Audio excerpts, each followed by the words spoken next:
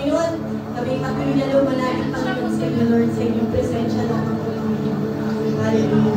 We praise your name, Lord Jesus.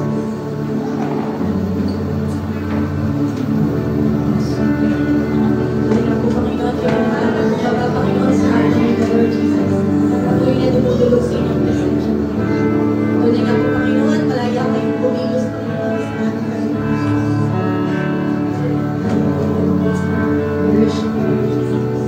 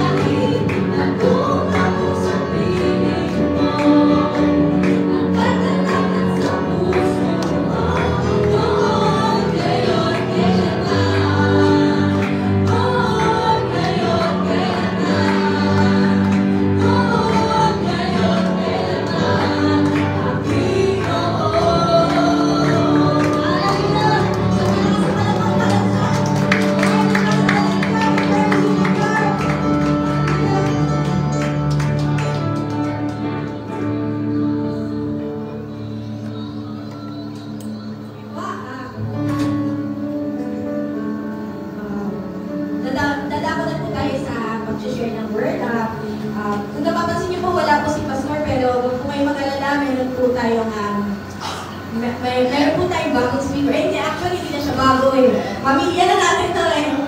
Hindi siya first timer kasi ilang beses na rin po siya nakapag-preach dito sa ating church. Welcome po natin si Pastor Mitch. Hallelujah.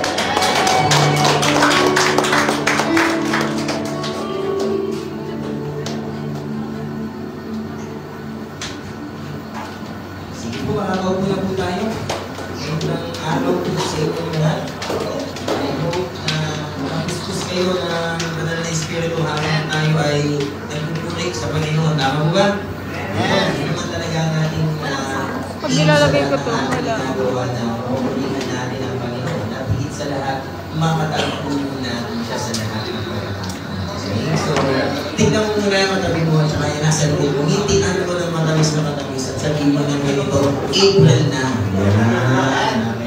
Kaya pala sabi na, ngintian mo ng because, hindi natin namamalayan, may nakaka-1/4 na tayo dun sa ating taon. Eh, one thing about that, alam niyo po ba na bawat isa sa atin may iba-ibang version of goodness day or the past 3 months. Tama po ba? Kaya pag binili kami January, February, March, ako magiging ako bilang ng gano'n. It's because may makikita mo na napakabuti ng Diyos sa bawat mga natatapos na bahagi ka ng linggo, whether buwan or 1/4 ng buwan or even kalahati ng buwan. Kaya naman pagdating ng Pasko, sobrang saya natin. Layuan pa? Okay, ngayon po, nandito pa rin tayo sa ating topic about contending for the faith. Ayan po. So, tandaan po ang aim po, lalo na po, namin na pastorator together. Basa lang yan. Kabado ka kasi. Ay hindi makipaglaban. Ay po, hindi po ito away o labanan, pero pag sinabing contending for our faith, ito po ay ating pagtayo sa ating mga pinaniniwalaan. At higit sa lahat, gusto nating makita na doon sa mga ginagawa natin, pinapaniwalaan natin, ito yung hindi bagay na tradisyon lamang.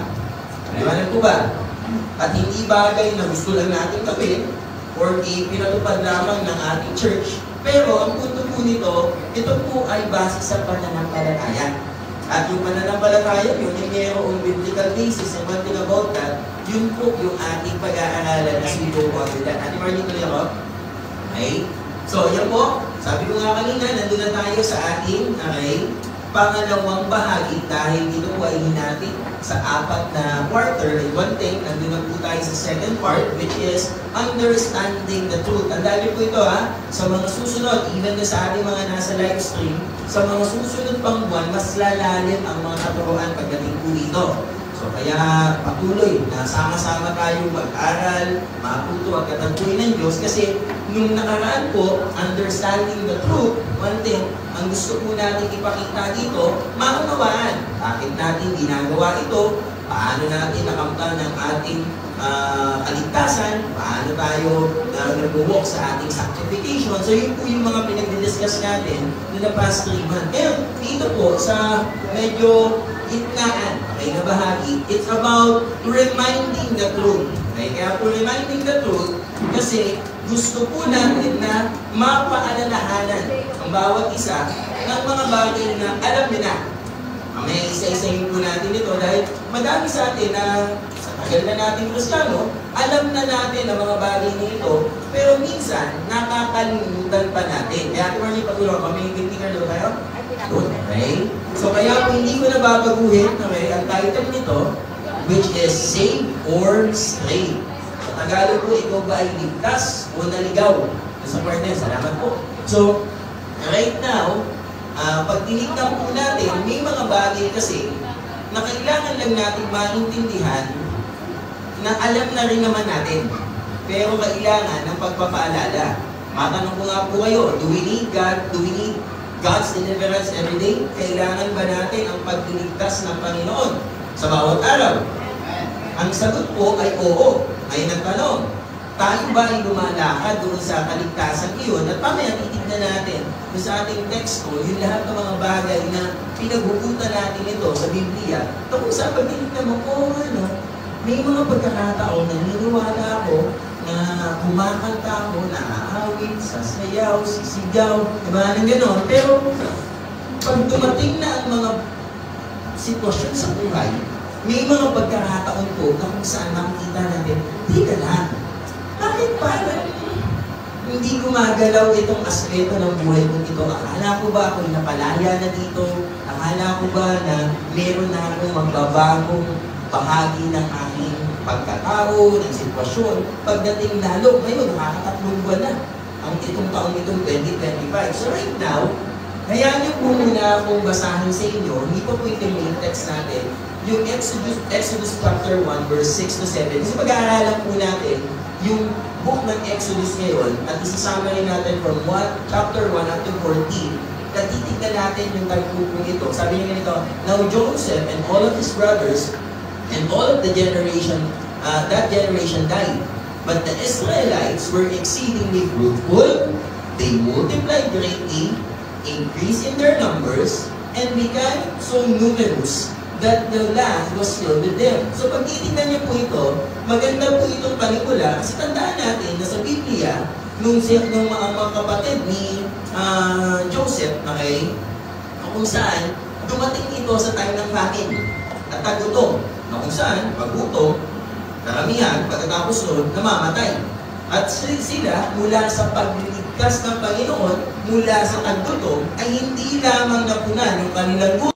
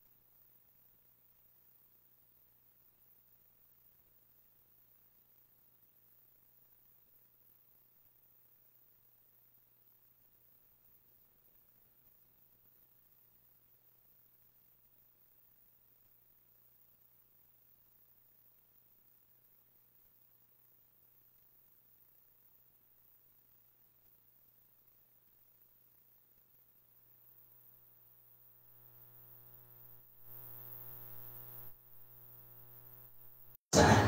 Yun ang natamasa. Kapag tinignan mo ng konti, Pastor, bakit ko parang napabaliwala? Ito yung sasagutin natin maya-maya. Okay po? So, maaari po bang anyayaan ko ang lahat na tumayo? Yan, sa pagbasa ng salita ng Diyos, we will be reading from Exodus chapter, kanina 1, ito po 14. Chapter 14, verse 13 to 14. Sabi niya ganito, Moses answered the people, "Do not be afraid. Ano po? Stand firm, and you will see the deliverance of the Lord will bring you today. The Egyptians that you see today, you will never see again."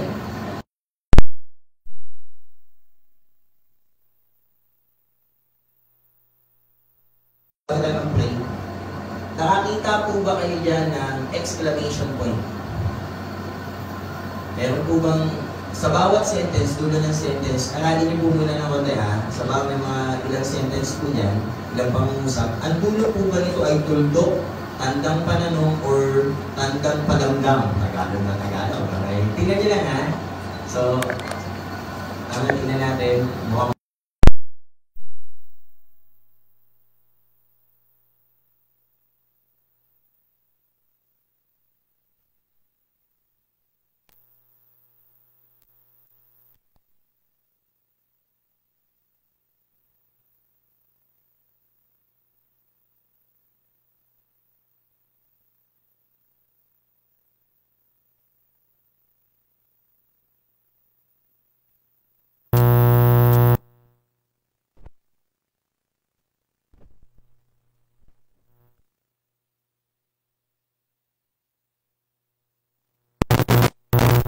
tapat sa iyong mga salita at mga pangako, Panginoon. Panginoon, patuloy mong i-bless si Pastor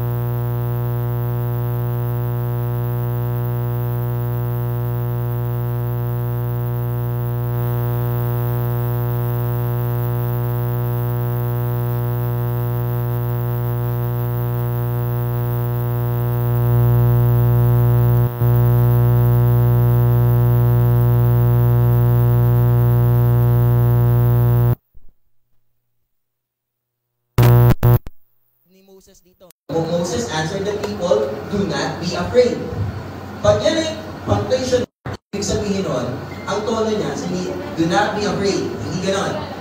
Ang tunog niya, do not be afraid. Ganun yung parang ano. O kapag question mark yan, do not be afraid. Ganun yun, tama? Ngayon, ang punto po nito, tandaan natin that the Israelites ay bayan ng ating Panginoon. At during this time, kaya po nasabi ito sa chapter 14, particularly sa verse 13, hinahabol po sila ng mga Egyptians. Kasi po, napalaya na sila mula sa Egypto, dala-dala nila yung pamilya nila, kasama pa yung mga ibang ari-arian nila, at tatawid na sila, okay, sa dagat na pula or sa Red Sea. Kaso yun nga lang, obviously, hindi nga, technically, hindi nila alam kung paano sila tatawid papunta doon. Pa ng added pressure, kasi kasama nila yung mismong kasunod nila yung mismong mga Egyptians na nagpapahirap sa kanila na mga sundalo ni Pharaoh. At hindi po ito yung mga regular lang na tao, kundi sundalo. Ngayon, ang challenge po dito, one thing, mahirap yung posisyon nila. At kung iisipin natin, madalas, nasa isip natin, alam mo, na-preach na yung pastor, wala talagang faith yung mga Israelites na yan. Talagang hindi nila na-appreciate si Lord. Which is, tama naman sa ibang punto, pero kung ikaw ay magiging tao, medyo kakaiba ang magiging version nito. Tama po ba? Kaya isipin nyo na lang ngayon, kung kayo yung mga Israelites noong panahong ito, tapos hinahabol kayo, tapos ang dialogue kasi nila dito, sa itaas na verse dito, sabi niya ganito ng mga tao kay Moses, Moses, wala bang sapat na libingan dito sa disyerto, sabi niya ganito, sa Ehipto, kaya dito mo kami dinala para mamatay. Matindi. Talagang alam mo yun, nagpapanik sila. Pero ang tanong lang muna, hindi ko sila gina-justify, pero kung tao ka talaga, alam mo yun, mahirap to. Kasi bakit ka mo? Yung pinagdadaanan nila ay hindi bagay na sobrang dali. Tama po ba? May mga sitwasyon sa buhay natin na hindi sobrang dali. Kaya nga, ito yung isang gusto kong pagdiinan. Why do we need God's deliverance every day? Kasi kagaya ng mga Israelites, we face daily life situation.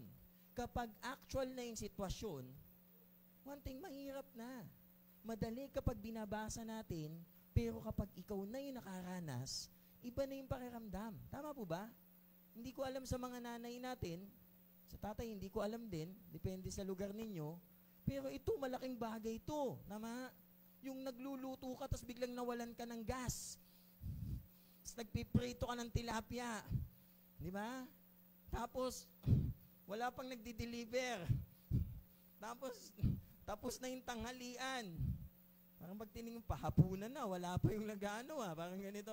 And honestly, kung malayo-layo sa inyo yung mismong mga nagtitinda nito, malaking bagay ito. Di ba?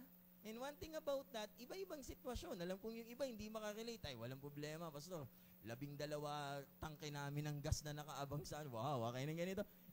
Di ba, nakanasan mo, lalo tayo po ng mga bata. Di ba? Yung pag tinanong, late ka na ba, boy? Sige, magpapagas muna tayo. Alam niyo yun, yung parang gusto mong maging mabait, pero parang, kuya, matagal pa ba yan? Nakapagpagas ka na ba? Oo, wait lang. Isa na lang. Lalagyan ko pa ng tubig yung radiator. Talagang, Alam mo yun yung pakiramdam na yun, lalo kapag nagko-commute ka, ang hirap, no? Dahil kapag yung life situations na, one thing, pabigat ng pabigat. At kaya hindi mo masisi yung Israelites. Nung sinabi nilang ganito, iba. Diba? At hindi ko masabi na pare-parehas tayo ng sitwasyon, pero pagdating sa issue ng pamilya nyo, ng trabaho mo, hindi ko pwedeng sabihin, Brad, madali lang yan.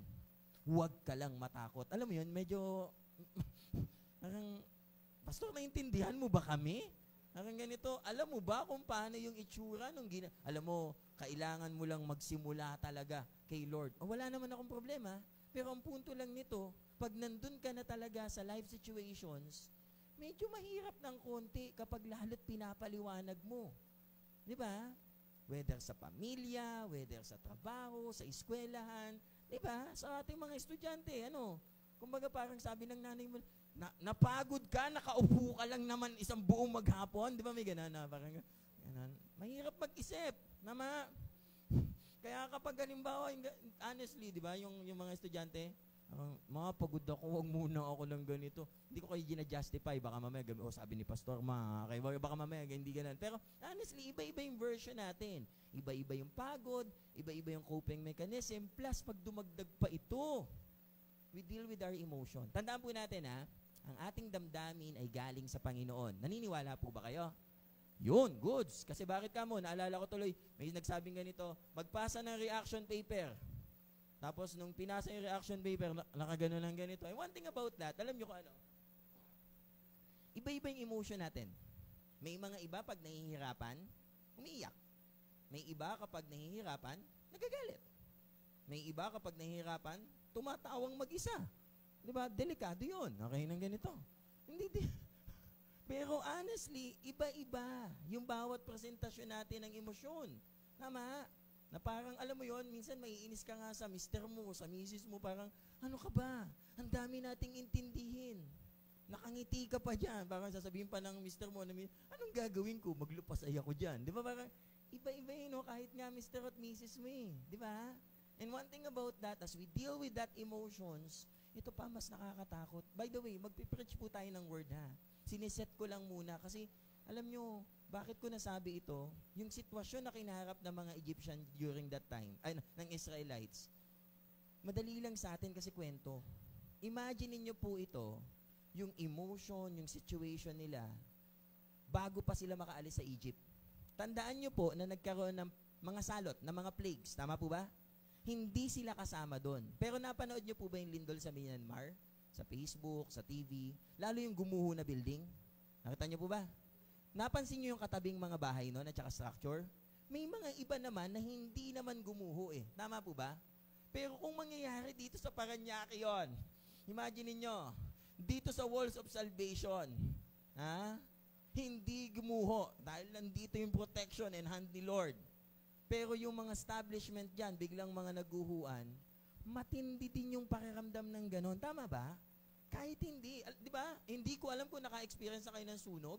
Naka-experience na kami ng sunog, pero hindi yung bahay namin. Pero yung nervyos ko hanggang dito sa lalamunan ko. Alam mo yon, yung parang, gusto mong sumigaw, pero hindi kami yung nasusunugan. Mga 8 bahay pa yung layo ng ganito, pero iba yung kaba mo. Madali lang ito Pero tandaan nyo, pag tinignan nyo ng ganito, madali lang kapag kwentuhan na lang. Pero pag ikaw yung talagang nakaranas, mahirap. During that time na mga Israelites, nakita nila ang daming palaka sa paligid. Wala man sa kanila yon, naaamoy nila yon nung namatay. Ang daming niknik. Alam niyo niknik? Yung mga insektong maliliit na nangangagat. So imaginein mo yon, yung mga Egyptians, kinakagat sila, tas kamot ng kamot, tinitignan nila lang, nakanasan mo yon? Yung may kumakamot. Tapos ikaw din parang, nangangati na din ako parang ganito. Pero hindi ikaw yung kinagat, may ganon tapos imagine nyo pa, nung mismong Passover, namatay lahat ng panganay. Naano nyo ba to? Yung ganong pakiramdam, na kumbaga, hindi sila namatayan ng panganay, by the way. Pero nung nakita, ang dami nun puro panganay yun Tapos naisip nila ng ganyan, teka lang, panganay din ako munti ka na ako Parang alam mo yung pakiramdam na yon. And sometimes, it result to trauma. Hindi ko maalis sa inyo kung namatayan na kayo ng mahal sa buhay, tapos tinawagan ka sa telepono, sa cellphone, ng 10 oras ng gabi, or nang nagtatrabaho ka ng biglaan, hindi mo napansin? Kada rin magiriring yung telepono mo ngayon, tapos 10 oras ng gabi, parang ayokong sagutin.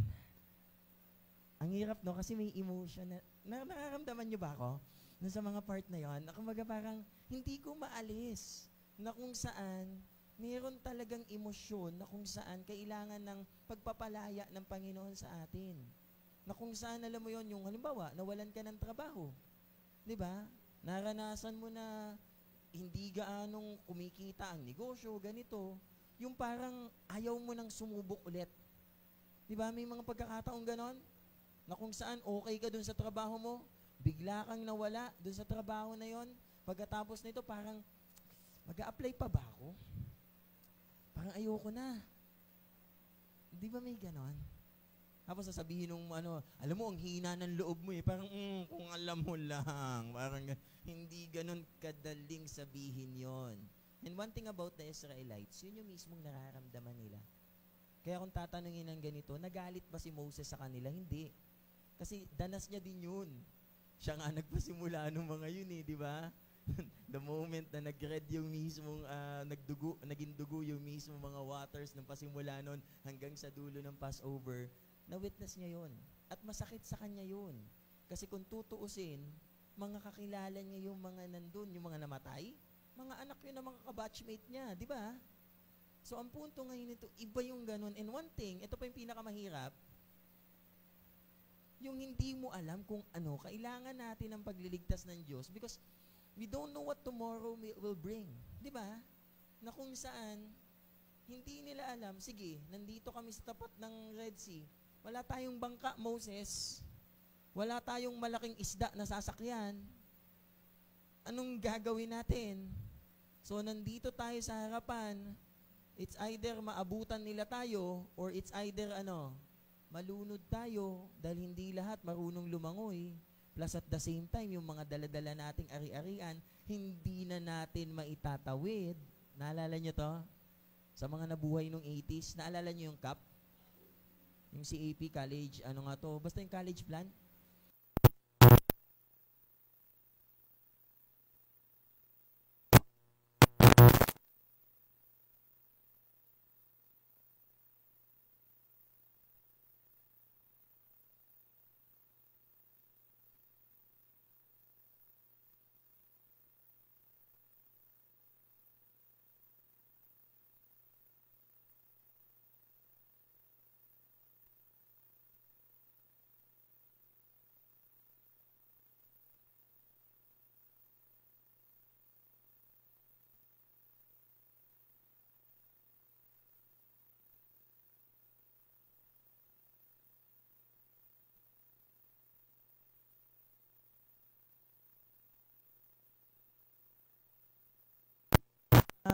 Hindi naman sa wala kang tiwala. Pero, ang hirap, di ba? Parang, iningatan ko yan.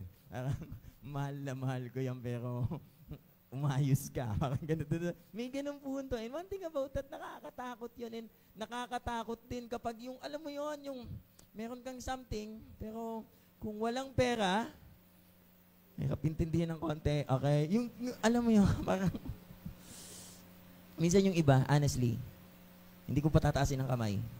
Meron na sa inyo na trauma ng mangutang. Di ba? Na parang pilit nila. Basta kahit anong mangyari, huwag tayong hihiram ng ganito.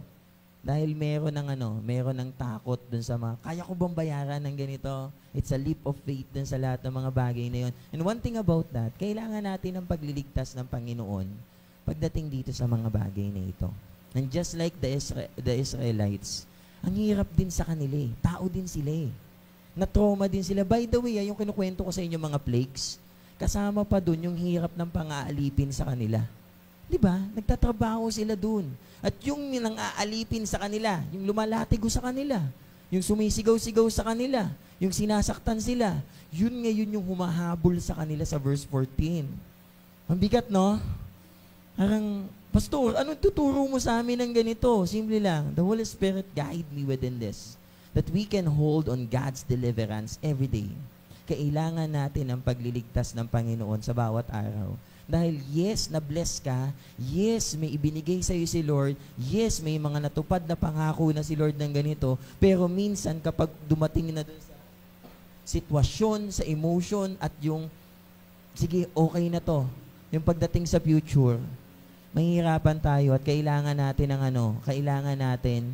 ng pagliligtas lagi ng Panginoon. Hindi lang dun sa mga bagay na ating pinagdadaanan, pero dun sa mga sitwasyong dumadating, even dun sa emotion at takot natin sa future.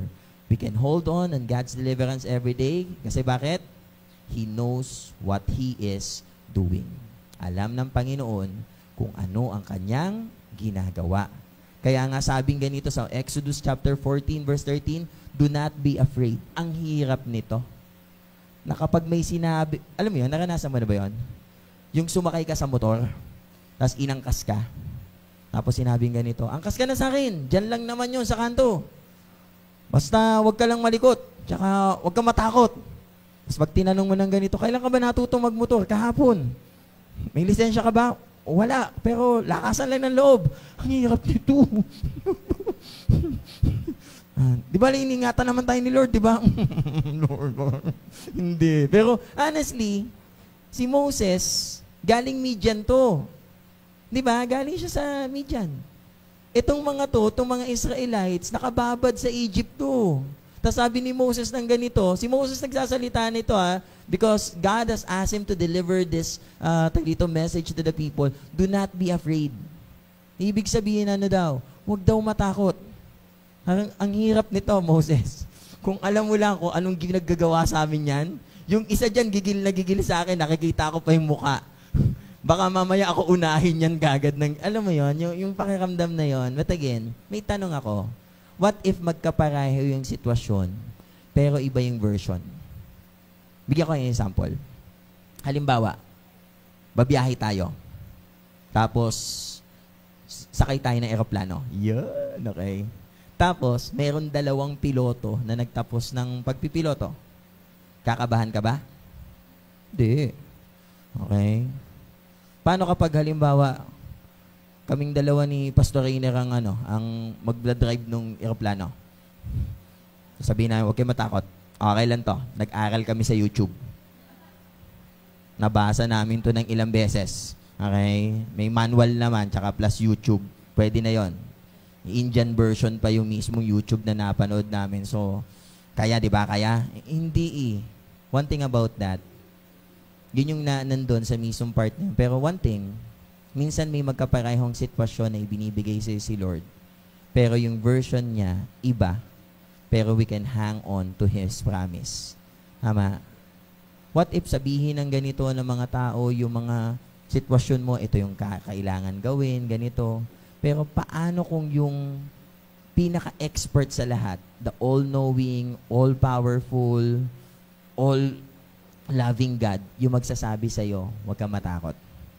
Would it be a different version? Ang sagot po nito, opo. Yun yung pagliligtas ng Panginoon. Kaya naman sabi niyang ganito, alam nyo, andaan, nasasabi mo, Pastor, hindi mo na-gets paulit-ulit Maaring madali lang sa'yo i-preach, pero kapag paulit-ulit ka na nandun sa sitwasyon na pinagdadaanan mo yung mga trials na yun, na parang walang nagbabago, mahirapan ka din or parang sobrang kabado. Ang sagot, ito sagot. Sabi sa Lamentations 3 verse 22, kinakanta natin to Sabi ganito, through the Lord's mercy, we are not consumed. Sabi niya ganito, because of His compassions, fail not. They are new every morning. Great is your faithfulness. The Lord is my portion, says my soul, therefore I hope in Him.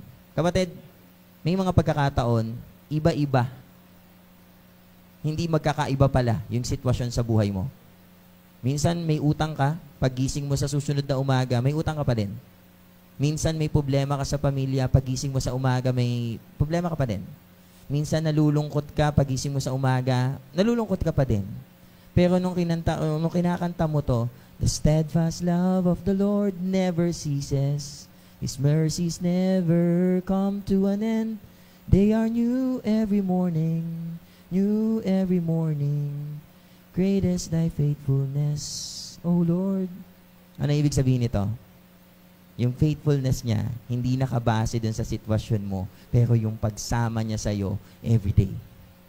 May mga talagang pinagdadaanan na hindi kaagad nababago. Tama? Sana pinatay na lahat ni Lord yung mga Egyptians nung umalis sila.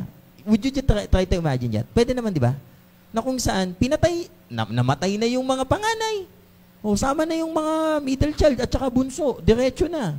May hahabol pa ba sana sa kanila? Wala na sana. Di ba madaming pagkakataon ganun din sa buhay mo? Pinag-pray mo na, okay na, pero may kasunod pa pala. Hindi ko alam kung anong version ito sa buhay mo ngayon, pero hindi mo ba napansin? hanggang ngayon na nakaupo ka pa rin dyan, sumasamba sa Panginoon. Kasi totoo mong masasabi, tapat ka't dakila, Panginoon, sa bawat umaga na gumigising ako. Tama? Gusto ka sana na durugin ng kaaway pagdating sa mga sitwasyon mo sa buhay, pero kada gigising ka at matutulog ka at sasabihin mo ng ganito, oo nga no, hindi pa nawawala pero hindi ako nasira. Baka merong pumuprotekta sa'yo na higit sa sitwasyon mo pang pinagdadaanan. Di ba? Hindi mawawala agad, pero hindi din mawawala ang awa at pagmamahal ng Panginoon sa atin. At kaya ka nga nandito eh. At yun yung nararamdaman mo. Second is, okay, He knows what is building, what He is building. Kanina, He know what is doing. He's building something to you. Kasi mga araw yung nagtataka, sige na pastor, nakikigets ko na. Parang okay na. Kaso, ano bang gustong ituro sa akin ni Lord pagdating dito? Matanong ko nga po kayo, paano mo ba malalaman kapag God's will yung mismong bagay na pinasok mo? Natanong nyo na ba yan sa sarili nyo? Lord, will mo ba to? Will mo ba tong pinasok ko na trabaho? Will mo ba tong pinasok ko na school? Will mo ba tong pinasok ko na sitwasyon ng ganito? How will you know that thing? Okay, kasi bakit ka mo? Sabi ganito sa Exodus chapter 14, verse 13 pa din. Pagkasabi ng, do not be afraid. Ang kasunod, stand firm. Pag sinabi mong stand firm, kakaiba to. Pag sinabi mong stand firm, ibig sabihin, tumayo ka ng buong, okay, tibay, nang hindi mabubuwag. Kasi alam mo, kapag will ni Lord, medyo mahirap, pero hindi mabubuwag. Tama? Kaya kapag balanse ng ganon, alam mo na kung saan, merong mga pwedeng mangyari, pero hindi mabubuwag. Parang ganito. Halimbawa, nakatayo ako ngayon. Kung ako ba ay magsusway back and forth, or side to side, ang tanong lang muna, mabubuwal ba ako? Ang sagot ko, hindi. Kasi bakit ka mo? Nakatayo ako sa dalawa kong paa. Babaguhin ko. Tatayo ako sa isa kong paa, tapos magsusway-sway ako, ng ganon, okay? Obviously, mabubuwal ako. Tama? At ang tanong lang, Pastor, alam ko na may ginagawa ang Panginoon. Ang tanong lang, ako ba ay pumasok sa kanyang kalooban, or have I entered God's will? Ang sagot po dito, sabi sa Romans, for God's will is always good, pleasing, and perfect. Madali yung salitang good kasi bakit ka mo? Mabuti. Pag sinabing pleasing, kaayaya. Pag sinabing perfect, anong Tagalog ng perfect? Perfecto. Meron bang perfectong sitwasyon? Meron. Yung sinet up ni Lord. Paano ko malalaman, Pastor? Magulong ka ni... Tanong, perfect ba yung situation nung mismong mga Israelites? Dun sa panahon na yun. Kasi sabi, stand firm. Imagine ninyo ha, may umahabol sa kanila. Tapos ang sabi nga nito, tayo lang kayo ng maayos. And you will see the deliverance of the Lord. Parang, talaga ba? Dagat yung harapan namin, tapos kaaway namin nandun, stand firm. Alam niyo ba kung anong kasunod nitong kwentong to? Palapit na sa kanila, yung mga Egyptians. Pero may pillars of fire na humarang doon. Alam niyo to eh, tama? Na kung saan it's a perfect situation na nandun sa likod nila, yung umahabol sa kanila, pero nahaharangan. Ngayon, ang tanong lang, paano yung nandun sa harapan? Hindi nyo ba napansin? Hindi naman kailangan sa dagat naman sila pwedeng pumunta doon landang. Pwedeng mag-ikot na sila ng malayo. Takbo dito! Hindi, sabi ni Moses, harapin nyo yung dagat. Kasi bakit? Hinati ni Lord yung dagat. Kapatid, ganito kasimple. You will know if it's the will of God when it's perfect, when it comes to His timing, to the situation. Kaya kung tatanungin mo, Pastor, paano itong mga bagay na ito? Simple lang. Kapag pinangyari ng Diyos sa buhay mo, kalooban niya yung mga bagay na yon. Napansin mo ba? Naalala mo dati, nag-a-apply ka dun sa isang trabaho, hindi ka matanggap-tanggap. Tapos bigla ka nag-apply dun sa isang trabaho, walang ka-effort, natanggap ka. May ganun, diba? Yun. Minsan kasi parang ikot na tayo, parang dito tayo sa kabila, dito lang tayo, lahat dito sa gilid lang ng dagat, dalampasigan tayo tatakbo, parang hindi. Pinatayo lang sila ng ganun eh. Di ba? May mga sakit, karamdaman na kung saan ang panawagan ng Panginoon sa iyo, huwag kang kabahan, gagamutin kita at pagagalingin kita nang walang gamot, naniniwala tayo doon, pero may mga pagkakataon din naman na ginagamit ang mga doktor. Tama ba? Kaya kung sasabihin mo ng ganito, Pastor, tama ba yon yung faith na na hindi na ako magpapa-ospital? Ang sagot lang nito, simple lang, anong sinabi sa iyo ng Panginoon at anong sitwasyon ang ino-offer sa iyo? Baka mamaya, libre naman ang check-up sa Paranaque, hindi mo pa pinuntahan. One thing, ang naging problema, mas lumala. Ang tanong, have you entered the will of God? Diba? May mga pagkakataon na kung saan bubukas ni Lord yung situation at minsan, hindi mo kailangan ng sobrang effort dun sa mga bagay. Kaya, hirap na hirap ka, Pastor, will ba ni Lord? Itong nangyayari sa anak ko, nagpe-pray naman ako, pinapakitaan ko naman siya ng mabuti, pero Pastor, kung alam mo lang sa bahay, hirap na akong disiplinahin siya. Naalala mo? Nung baby yan, kinakalong mo. Tapos pinadedicate mo. Tapos sabi mong ganito, na anong punto mo? That this is God's blessing for me. Sabi niya ganito sa Philippians, sabi niya ganito, He who began a good work in you will carry it out in completion until the day of Christ Jesus. One thing, kung pinasimulan niyang bigyan ka ng anak, huwag ka mag-alala. Tatay, nanay ka niyan, pero ang Diyos ang magpapalaki at maghuhubog dyan na ikaw lang ang gagamiting kasangkapan. Diba? Kaya, Pastor, okay lang ba yun? Kung alam mo lang, gusto ko kwento sana sa'yo. Huwag mo nang kwento sa akin ng ganito. Kasi bakit? Alam na alam ni Lord kung ano yung pinagdadaanan mo ng ganito. Nai-stress na talaga ako, Pastor. Simple lang. Do your part. Stand firm. And I think Jesus is so faithful enough that He will also do His part.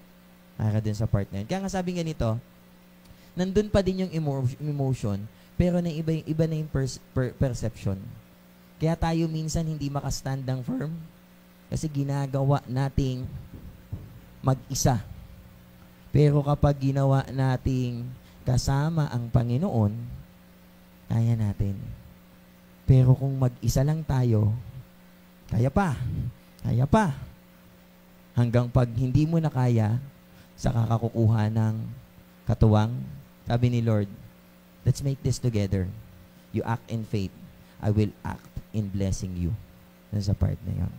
Amen? Okay? So, ang punto ngayon nito, tingnan natin. Nandun pa din yung emotion, pero iba na yung perception. Kasi bakit? Ano ba binubuo sa akin ni Lord? Simple lang. Sabi sa James 1, verse 2 to 4, My brethren, count it all joy. Medyo mahirap tong verse na to eh. Ito yung count it all joy when you fall into various trials. Ibig sabihin, may trials ka pa din pag uwi mo sa bahay. Pero yung pagliligtas ng Panginoon, sabi niya ganito, knowing that your testing of your faith produces what? Patience. Okay? But let patience have its perfect work, that you may be perfect, complete, lacking nothing.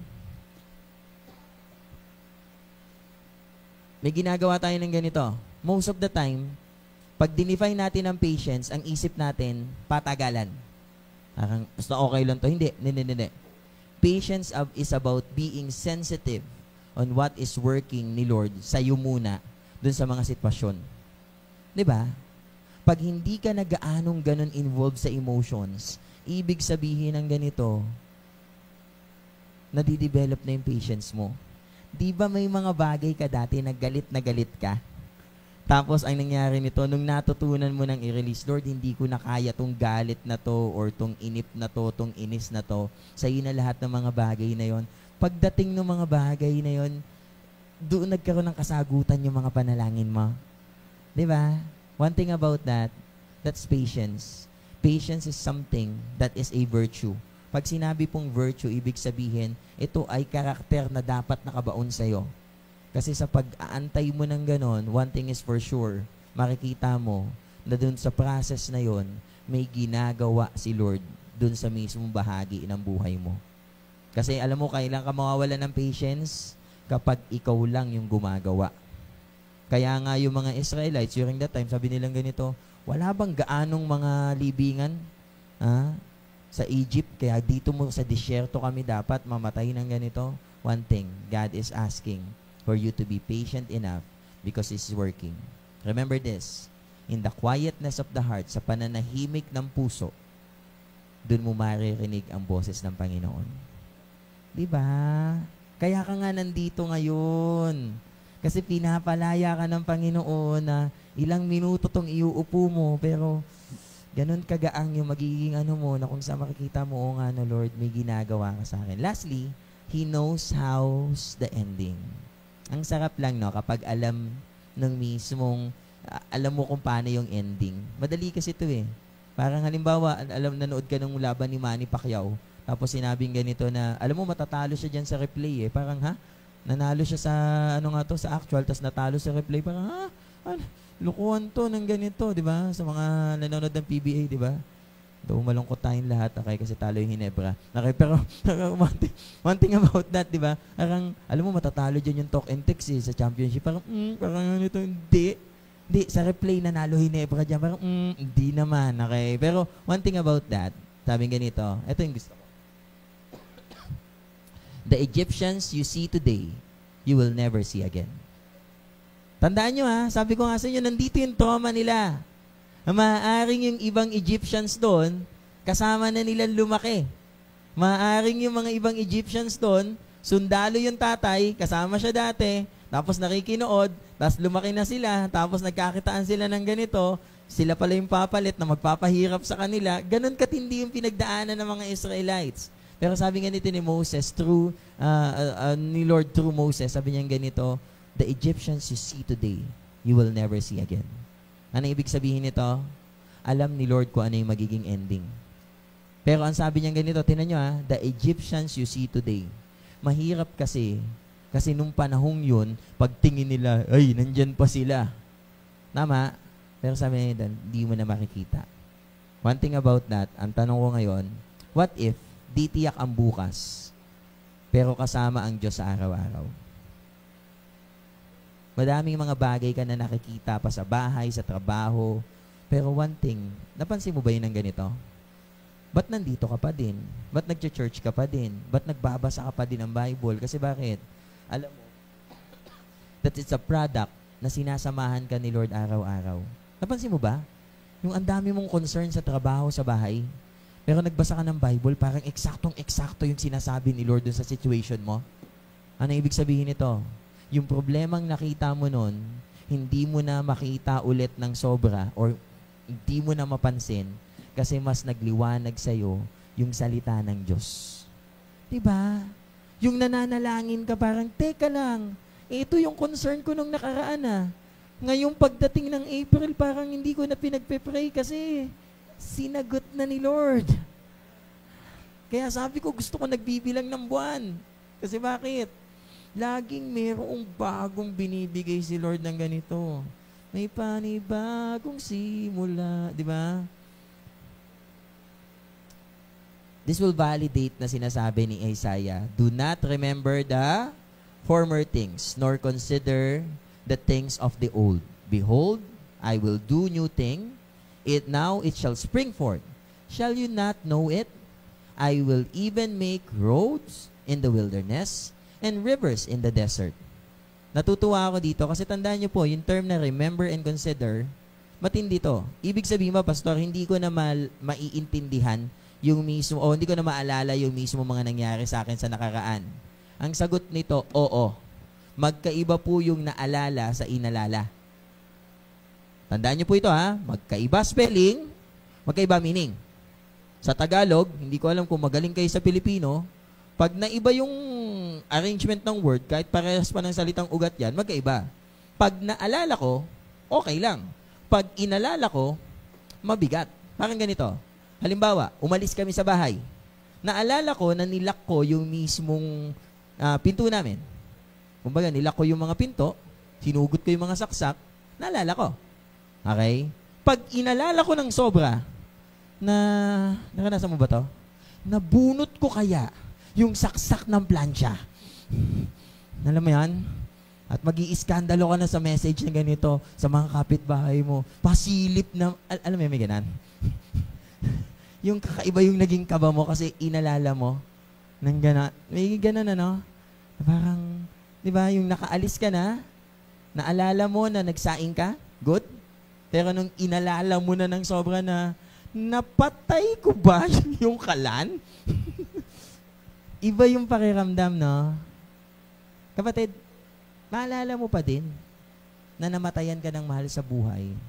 Pero pag inalala mo ng sobra, alam mo, gantong oras at gantong panahon, yung tumawag sa akin, yung mismong kamag-anak namin, at tumatawag ulit ngayon. Baka maulit. May ganon kaya? Sabing ganito ni Isaiah, do not remember nor consider things of the old. May bagong simula. May bago na. Pastor, mahirap mag-move on. Kaya nga ang title nito, Understanding the Truth. At ang title nito, ikaw ba ay naligtas na? Ikaw ba ay natubos na dun sa mga bagay na yun? Or naliligaw ka pa ngayon? Baka naliligaw ka lang. Ang pinakamagandang sagot sa taong naliligaw, alam mo kung ano? May mag-guide at magpaalala sa'yo. Pag nasa jeep ka, nalala ko nito, gulong-gulo talaga ako, nakailang punta na ako dito. Ay kung ganito, green bill, green earth, earth bill, parang sabi ko, halo-halo.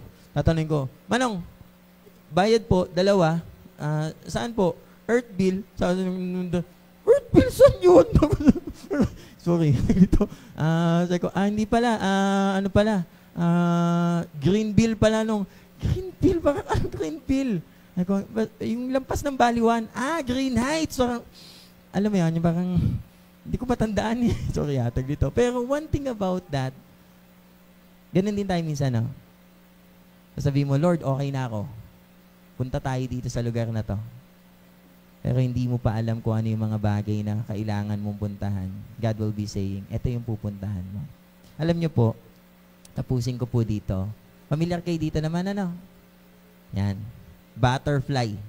Nung unang panahon po, dumadayo pa kami dito sa Parañaque dahil sa bioresearch. Familiar? Nagsara na yun. Pero honestly, bioresearch, yung tindahan ng mga hayop dito sa may ano.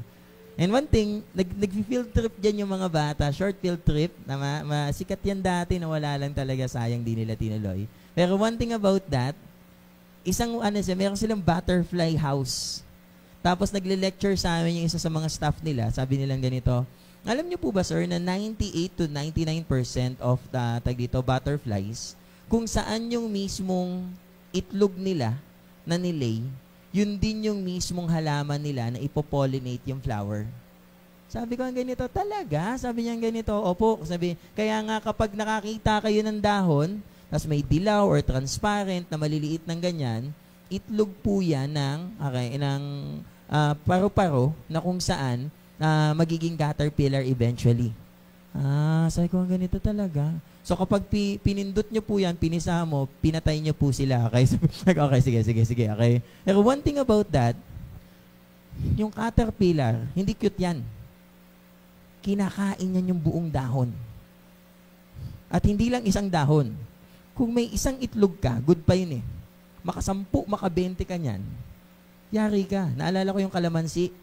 Yung mga kung nakakita na kayo ng paru-paro na kulay black at saka green, yung black tapos yung mga dot-dot niya green, yun yung malakas kumain ng ganito. And one thing about that, kakainin niya yung mismong yung mismong dahon ng mismong halaman na yun. Kasi eventually, yung amoy nun, yung lasa nun, yun din yung hahanap-hanapin na ng mismong adult form niya ng ganita. Ba't ko po nasabi to? Anong connection nito dun sa mga yun? The same situation that you are in right now might be a setup for God's deliverance dun sa buhay nyo. Kasi akala natin, oh pastor, dito ako nagsimula eh. Actually, naubos na nga yung dahon eh. Pero when you reach the maturity stage, one thing, ang bulaklak po, it's either magbigay ng buto or ng prutas na eventually, pag naitanim, ito din po yung magpapatubo nito. Kapatid, may mga sitwasyon sa buhay mo na akala mo na ubos ng ganito. Tapos napatanong ka pa, when life gives you tangerine, parang, okay na yan. Yung iba, natawa. Kayo, nilamay nyo na kayo.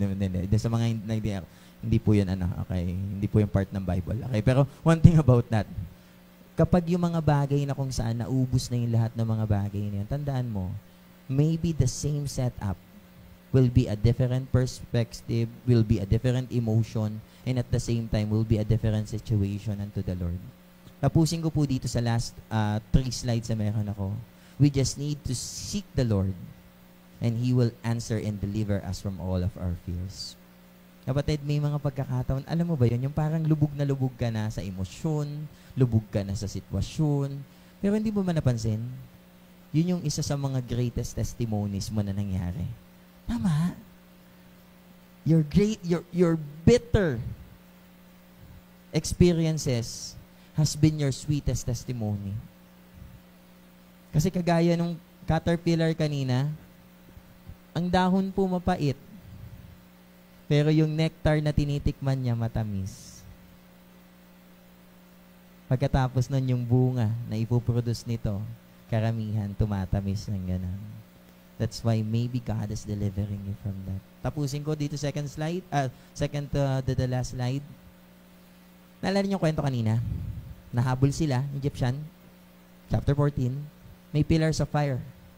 Tapos nang hinabol sila, nagbukas yung mismong Red Sea, nakatawid sila sa tuyong lupa, tapos nakatawid sila. Nung patawid na sila, alam niyo kung ano nangyari? Natabunan ng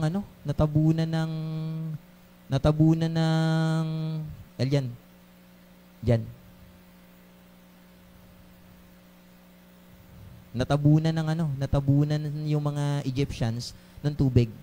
Alam niyo ba, pag nag-continue to sa 15, 16, 17, naglakbay na sila sa wilderness.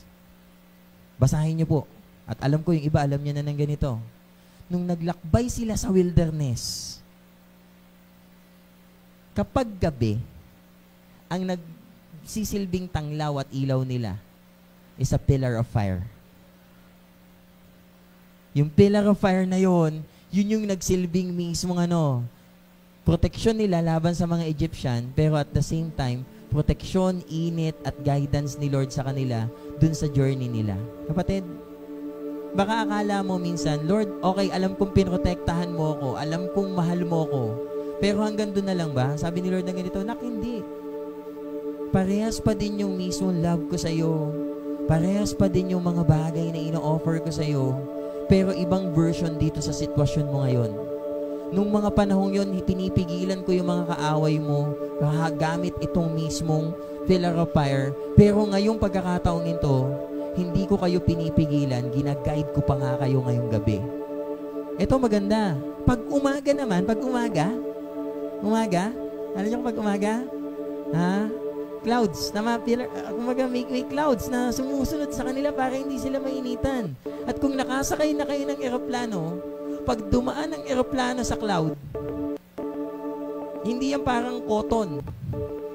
Pag dumaan sa isang makapal na cloud ang eroplano, alam niyo ba kung ano mangyari? Aalog, as in magtuturbulence, tama, parang may lubak sa langit. Kasi bakit? Saan gawa ang ulap? Sa tubig. Yung tubig na tinawiran nila is the same water also na kung saan nag-cover naman sa kanila. Isn't God amazing? The same trials na napagtagumpayan mo ng ganito is the same covering na magsasabi ng ganito pag sinabi ng demonyo sa'yo, hindi mo kakayanin yan. Alam ko kung paano natapos tong story na to. Natawid ko na to. At ngayon, yung ulap na pumuprotekta sa akin is the testimony of the Lamb which give me yung deliverance na ibinigay sa akin. Diba? Kaya kapag inuudyokan ka, di mo kaya yan, di ka na makaka-breakthrough dyan. Hindi. Kasi bakit ka mo? Yung tubig na yon that kills the Egyptians is the same water also na nandun sa cloud, na nagpapalamig, pumuprotekta ka sa kanila at nagsasabi, sinamahan ko kayo nung nasa baba pa yung tubig, hanggang ngayon umakyat na sa langit yung tubig.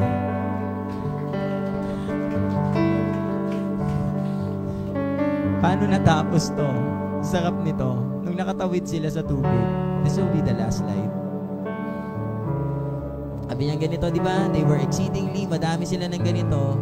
Pero in verse 15, alam niyo bang kumanta sila? Si Moses, si Miriam, as nag-celebrate sila sa faithfulness ni Lord. And there is the cloud starting to protect them, cover them, the pillars of fire guiding them, lighting them, protecting them. Pagkatapos ng verse 14, yung sobrang kabadong moment nila, God delivered them, and the praises and the honor has been belong to God alone sa part na yun. Kapatid, lahat ng pinagdaanan mo ay mga bagay na maaaring nasa baba ngayon. Pero, pag tinapos ng Panginoon sa'yo, let the praises and glory be lifted up unto Him. And say, Lord, you deliver us from all of these things. Shall we all pray? In these few moments right now, kapatid, masarap to sa Panginoon. Think about the hardest moment in your life na tapos na. Think about that Red Sea moment or the Egyptian chasing moment sa buhay mo na parang feeling mo nakakapagod, nakaka-drain, nakaka-stress, nakaka-trauma. Pero at the same time, natapos din eh. Kasi bakit? Ba't ko pinapaalala sa inyo? Sabing ganito sa Revelation, how do the brethren or the church overcome the accuser, which is the devil? Sabi niya ganito, it's by the testimony of the saints. Ganun kasimple. Paano mo sasabihin ngayon, Pastor, ang dami pa ng mga kinakaharap ko ng ganito. Alam mo, medyo talagang yung kaaway, ang tindi ng ginagawa. Nagdo-double time kung kailan ako nagpe-pray, kung kailan ako hinahanap si Lord ng ganito. Kaya nagaganon. And one thing about that, minsan, Pastor, pinanghihinaan ako ng loob. Normal yan, huwag kang mag-alala. Pero how do the brethren or the church overcome yung accuser na nagsasabi, di mo kaya, mahina ka, nasa baba ka pa din, mamamatay ka dyan, mahihirapan ka dyan?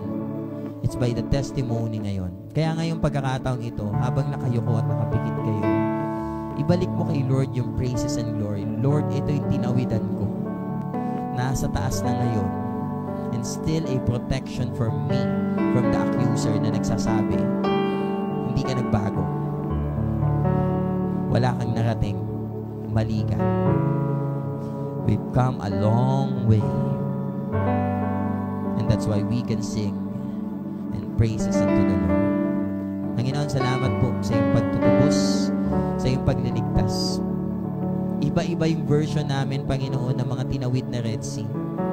Pero halos nagkakapare-parehas kami na minsan hindi namin alam yung sitwasyon. Minsan ang daming emosyon na nakabalot. At higit sa lahat, natakot din kami for the future. Pero Panginoon, salamat po. Dahil minsan akala namin mangyayari base sa na-imagine namin. Pero Lord, sabi mo, you can do exceedingly, abundantly, more than we can ever ask for or imagine, according to the power that is at work within us, Panginoon. Salamat that you exceed our imagination, Panginoon. That you exceed yung mga perception namin. And we are forever saved. At hindi ka may maliligaw dun sa mga bagay na yun. Buong pasasalamat namin, Panginoon, na bibigay sa iyo ang mga bagay na ito. At magsasabi kami, Panginoon, tapat ka at dakila. Higit ka sa sino paman. At ang aming tiwala ay nasa sa iyo, Panginoon. We thank you, we honor you. In Jesus' mighty name we pray. Amen. Right now, we're about to proceed to our communion. And as we proceed to our communion, alam niyo po, isa to sa mga ating tinatayuan na kung saan gusto natin at lagi nating inaalala ang banal na hapunan dahil we believe that God has been faithful. At kung tatanungin ng ganito, ng isip mo, ng kaaway, paano naging faithful si Lord sa'yo? He's so faithful lang siya faithful sa situation that He offered His own life. Kaya nga paulit-ulit natin ginagawa ito, it's because hindi dahil para paulit-ulit nating ipako si Jesus sa krus or mamatay siya at mabuhay na muli, pero yung thought na nagsasabi, we are one. Sige po, we can distribute the elements right now. And as you take the bread and as you take the juice, remember God's love right now for you. This is a living testimony na magsasabi po, it's a different version every day. I need God's salvation. I need God's love every day. Sige po.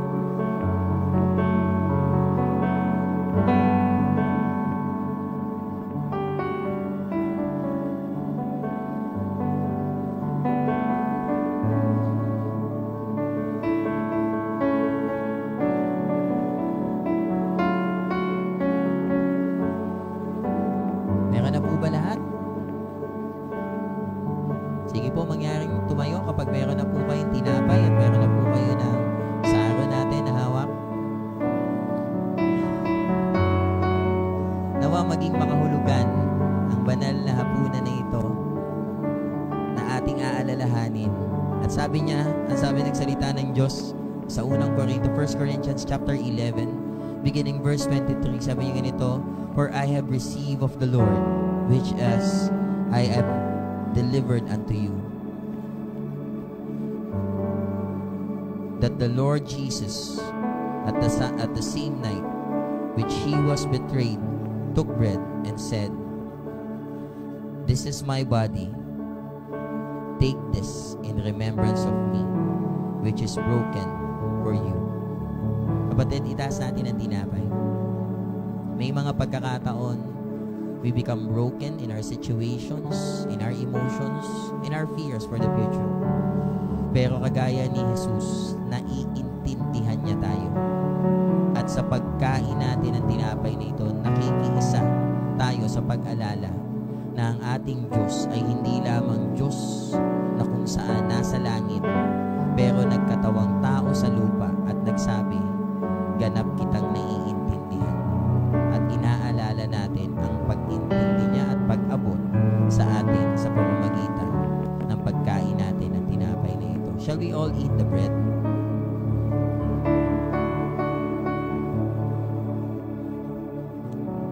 In verse 25 it says, "After the same manner also He had took the cup, and when He had supped, saying, This cup is a new covenant in my blood. This is to do ye as often as you drink in remembrance of me. For as often as you eat this bread and drink from this cup, you shall all proclaim the Lord's death till He come." Kapatid, bakit meron tayong saro na meron tayong juice na nandito?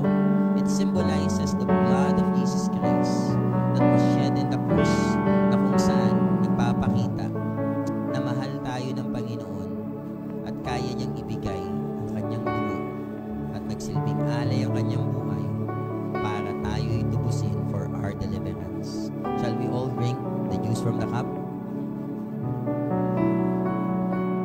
We declare, Lord, that just like the Egyptian, Lord,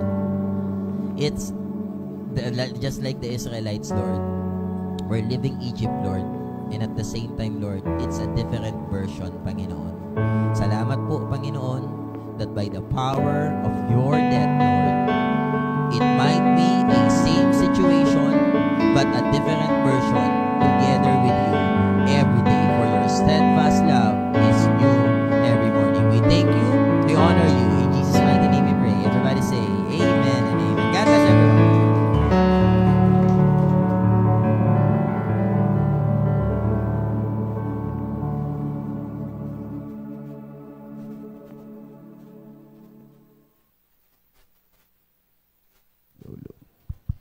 Ayan. Ngayon po, dako na po tayo sa ating tithes and offering. And share ko po itong Bible verse na para sa ating tithes and offering. 2 Corinthians chapter 9 verse 7. Ayan. Ang bawat isa'y dapat magbigay ayon sa sariling pasya, maluwag sa loob, at di napipilitan lamang, sapagkat iniibig ng Diyos ang kusang nagbibigay ng may kagalakan. Amen. Ayan, alam ko excited na po ang bawat isa sa ating tithes and offering. Tipo na yung lahat ng kinikita natin, nagtatabi tayo para sa Lord na ibibigay natin every Sunday. Amen. Kaya samahan niyo po ako sa ating panalangin. Amen. Hallelujah. Ama namin Diyos na makapangyarihan, Lord, muli lumalapit kami sa inyong harapan. Tinataas ang iyong pangalan, Lord God. Dinadakila ka at pinupuri, Panginoon. Lord, maraming salamat po sa araw na ito na patuloy na binibigyan mo kami ng kalakasan, Panginoon. Maraming salamat po, Lord, sa mga salita mo na patuloy na nangungusap sa bawat isa. Lord, hayaan mo nga, Panginoon, na magamit namin ito, Panginoon, sa lahat ng hamon ng aming buhay, Lord. At tinataas po namin, Lord, ang aming tithes and offering ngayong hapon na ito.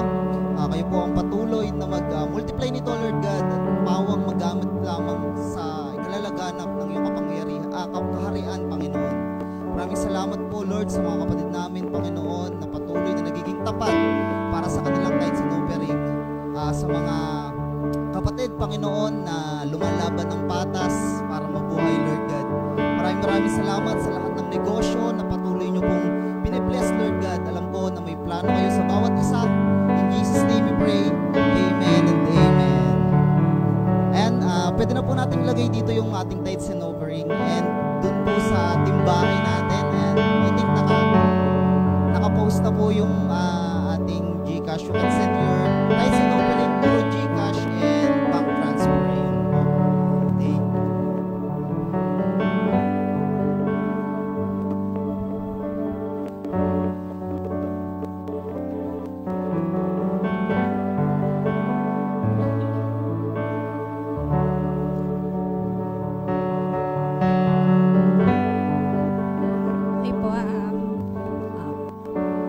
Announcement lang po muna. Yung para sa family day po natin,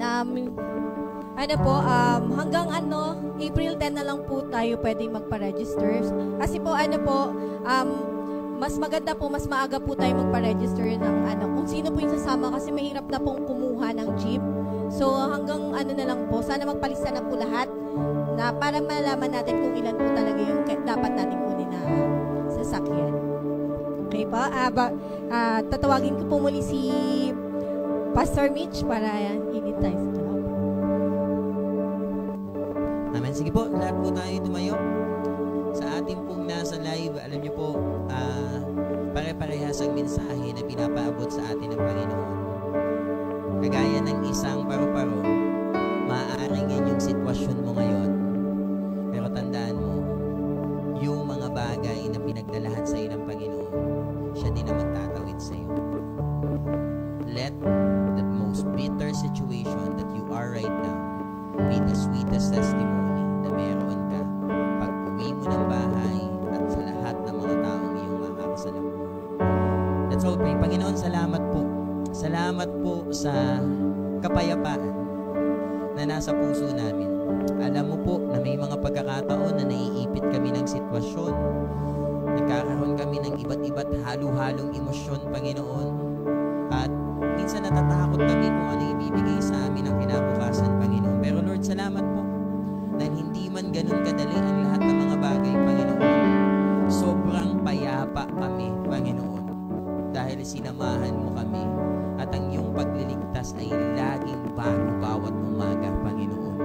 Yun yung sobrang pinagpapasalamat namin sa iyo, Panginoon, na ang tubig na kung saan aming kinatakutang tawiran ay simpleng naging tubig din na naging ulap, Panginoon, upang kami protektahan, Panginoon. Lord, salamat po.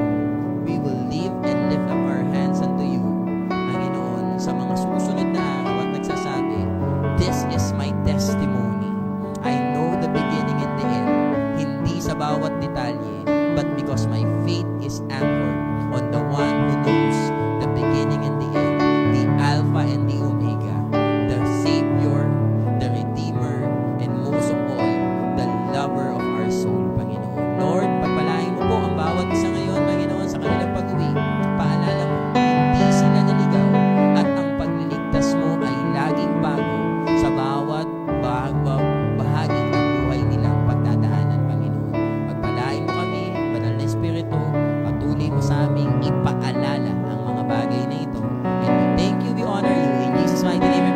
Everybody say,